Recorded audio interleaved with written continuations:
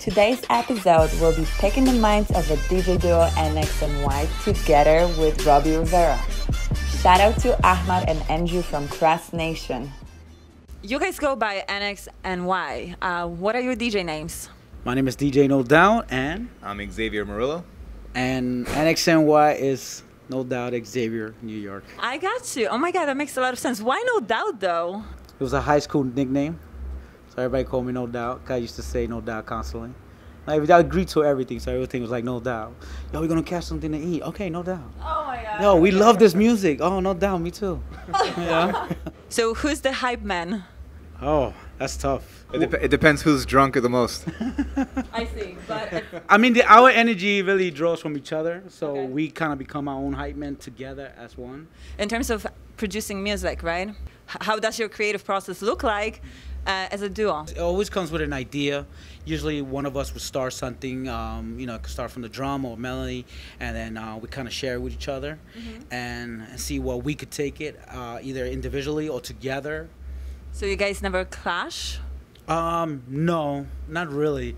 I don't think I And have there's a lot of stuff that we both like, and there's a lot of stuff that we don't like. So I think we mesh well when we hear things. We'd be like, did you hear that snare? It sounds a little off. And we'll be like, yeah, I heard that, so we'll fix that. Yeah. I'm a Virgo. I like things like very punctual. I like organization. I like structure. So I have a list that I always write down stuff. And I'm like, this has a deadline. We need to finish this melody. We need to break down these bars. We need to extend this. We need to make radio cuts. And then on top of that, we're designers. So we have to do all the designs for all the platforms and stuff like that.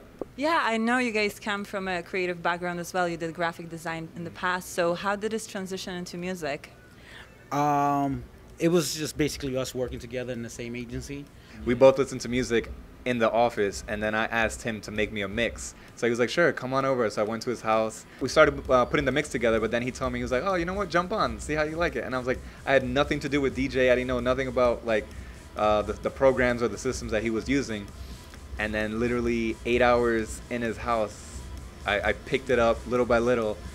And after that, we just said, you know what, let's put out this mix to like our friends and see what they think. And then our clients that we worked with in the past were like mostly like nightlife promoters and hospitality people. And we shared it with them, and they liked it. And this was like kind of the beginning of house music coming back into New York. And they were like, hey, we have a house music party on Tuesday. Would you guys want to play? And we're like, yeah, sure, but we're not DJs. We just made a mix. Do you do your own cover art?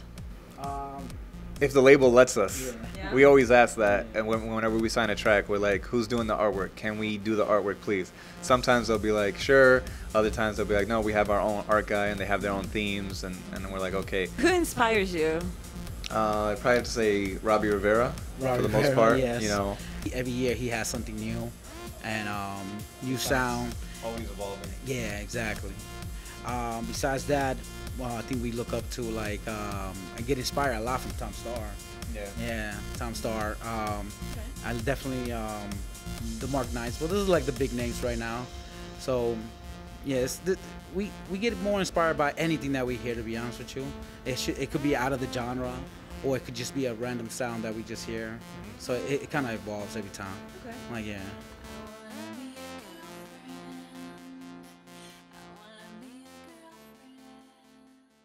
So I have founder of Juicy Music next to me, Robbie Rivera. How are you, Robbie? I am pretty good. Not bad. So I spoke to the boys before you got here, and I know how their creative process looks like. And I also know how you get your creative juices flowing. So I came prepared. Nice. It's called Writer's Block Wine. And it says the most effective way to get your juicy music flowing. Totally agree. For Robbie. So I know you're the owner of Juicy Music. NXNY are signed to your label. So how did you guys meet? How did you start working together? They started sending me demos, and I get lots of demos every week. And I like their music, and they also are graphic designers, amazing ones. They design the whole branding and the whole look of the label, and they give me great tracks. And also, they're very nice guys too, because I can't deal with with drama, guys, producers. Yeah. Do you think your mindset that you had back then differs to the mindset of the artists that are up and coming right now? It is very different. When I started to make music, it was much harder. Nowadays, you can just make music on, some people do it on our iPad. You know, I had to actually go to a studio. I had, you know, outboard gear and tape recorders. You know, it was a whole nother ball game. Now, I think the guys now have a much easier, you know, platform to make music, and I actually prefer making music the way it is now. Well, any thoughts on that, guys? Tell us, like, how easy is it? I could get one done in 1 minute. You just Not sneeze, at all. right? You Not just at like all. keep sneezing tracks. It's I second guess everything, so everything got to go through a whole process still. You know, it's easy to get to, but thought process is harder. Yeah. So in terms of like, you know, aspiring producers, is there any advice you would give to them or you would give to the boys? You know, when I started, I met this person in Atlantic Records that he used to sign my records back in 2001, and he always told me that, say you go to a club and you leave the club after a few drinks and you're like, wow, that track was amazing, that track that guy played.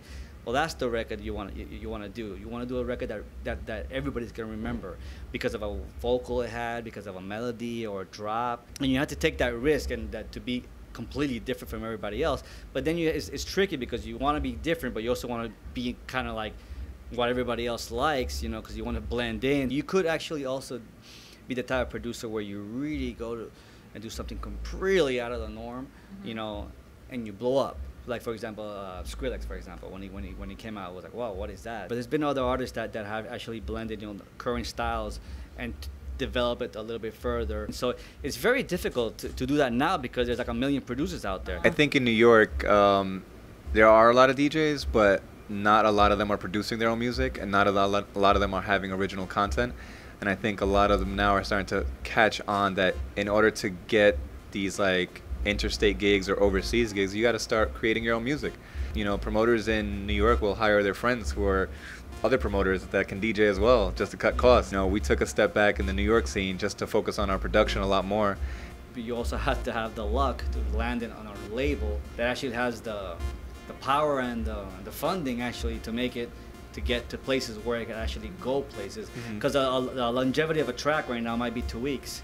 So it's very extremely competitive. But you guys are living such a great life. Like, how do you not expect people to want to live the same kind of lifestyle, you know? It's your fault for showing off too much, perhaps. Yeah, we all pay our dues to get where we are. I don't even want to say where I started because, you know, I know. I was playing, you know, vinyl and playing salsa and merengue when I started, you know, Latin music and, you know, weddings and all that stuff. But You said, you know, you were really close to Latin music. So, yeah. Well, what do you think of Cardi B?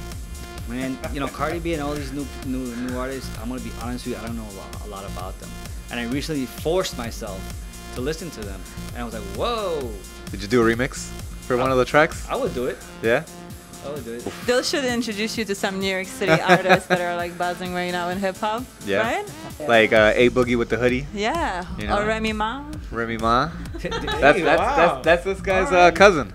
Yeah, the other day I was playing the Jersey Shore, and this guy came to me screaming, hip hop is gonna die and house music is gonna come back. You'll see. I'm like, first of all, house music never died. It's just like, you know, R.I.P. Nah. and No. hip hop is still there. It's just, you know, transition. You know, like relax, man. Just have a good time. I mean, hip hop is more a trap now. I really don't understand what trap is, because when trap came out, it was something else, right? It was completely, well, it started with hip hop. Right. Yeah, and then it evolved to being more like electronic music, and now it went back to hip hop, like really mainstream. Yeah. But it's just all double beats. All right, guys. So I know you're gonna get your mind in the game, Yes, right? we're about to And get you go gotta live. go. To give each other some pep talk. Yeah, I Yeah. know. You've accomplished so much. What excites you? The last 4 months, I've been producing a new album, and it's been really exciting because I've been working with new software, new music production techniques, and I still learn, like, you know, after producing music since 1996, 1996. All right. You got me. Better than you.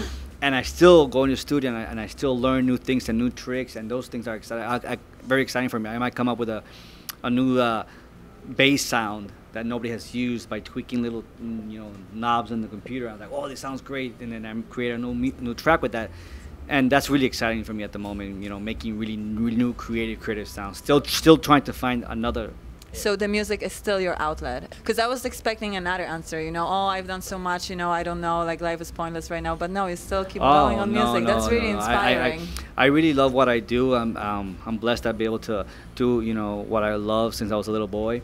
I mean, I've been DJing since I was sixth grade, and that on to producing music and all the other things I've done. But to still be doing it, I'm 44 and I'm going to continue doing this to who knows when. What do you look for in artists in terms of, like now without the boys, you can tell me the truth?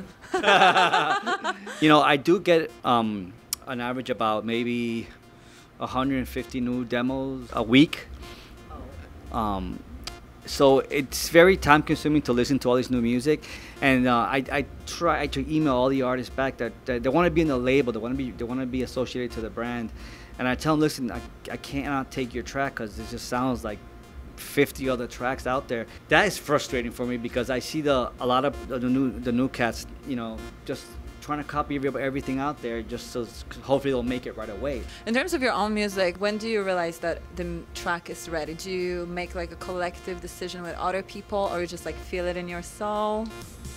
When I start doing a track, I think after an hour, I already done, this is it. The groove is there and I feel it. I usually work with headphones and I'll have it really, really loud, like I feel like I'm in a club.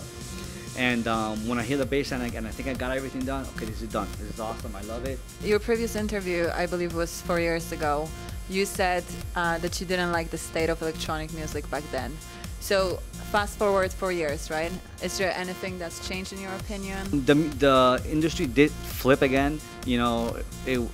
4 years ago, everything was, the sound was very it was called EDM, but it was just banging, very hard, very anthem style of music for targeting festivals, and very some were big, cheesy and commercial.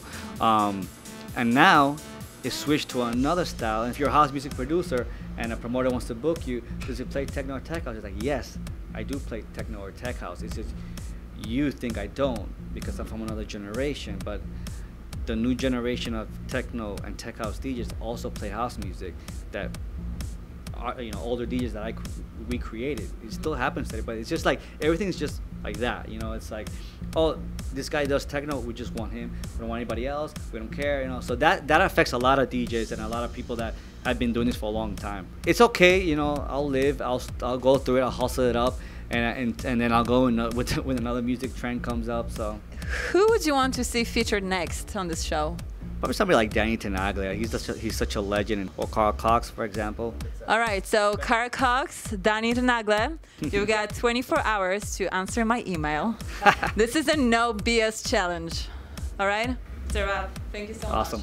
That was very cool. Thank you so much for coming.